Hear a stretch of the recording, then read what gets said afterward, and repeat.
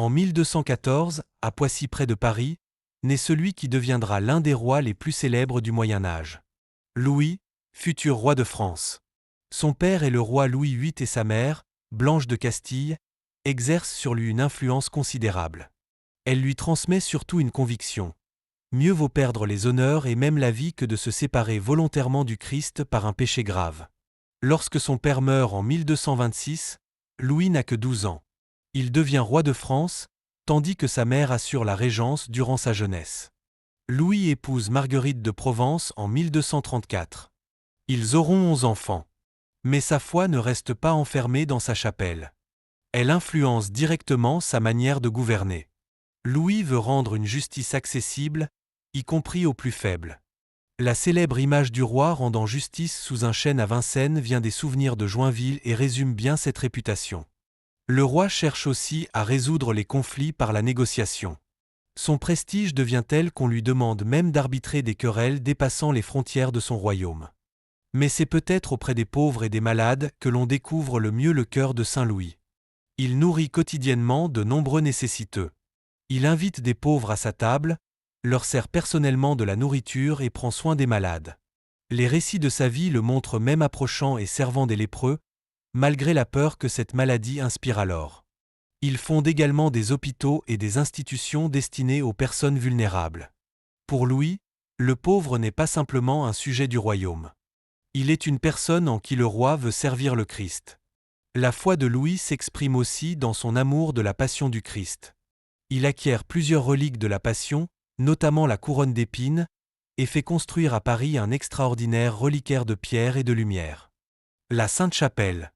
Achevée au milieu du XIIIe siècle, elle devient l'un des chefs-d'œuvre de l'architecture gothique. Mais pour Louis, ces reliques ne sont pas d'abord des trésors royaux. Elles lui rappellent un roi bien différent. Jésus-Christ couronné d'épines et crucifié. En 1244, Louis tombe gravement malade. Alors que sa vie semble menacée, il fait le vœu de partir en croisade. En 1248, il quitte la France avec son armée pour rejoindre l'Orient et mène une expédition en Égypte. Après des succès initiaux, la situation tourne au désastre. En 1250, après les combats de Mansoura, Louis et une grande partie de son armée sont faits prisonniers.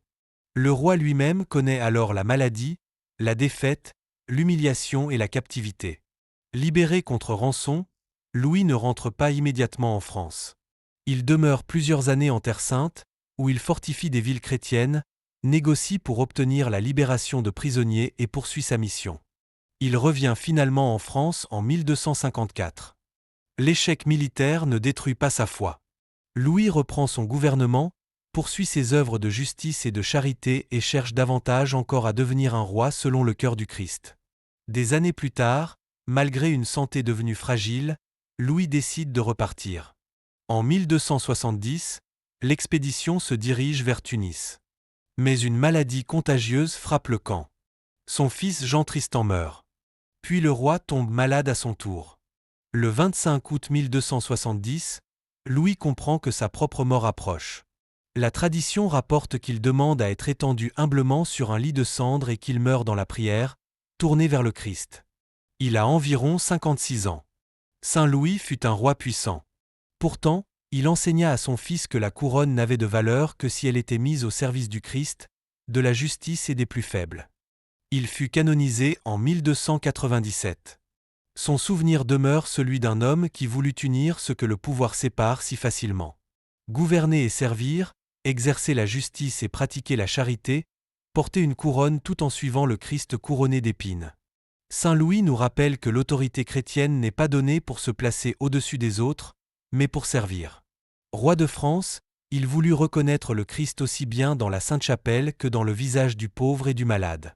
Saint Louis, apprenez-nous à placer Jésus-Christ au-dessus de nos ambitions, à rechercher la justice sans oublier la miséricorde et à reconnaître le Christ dans les plus faibles. Obtenez-nous le courage de rester fidèles dans l'épreuve et de mettre nos responsabilités au service des autres. Saint Louis, priez pour nous.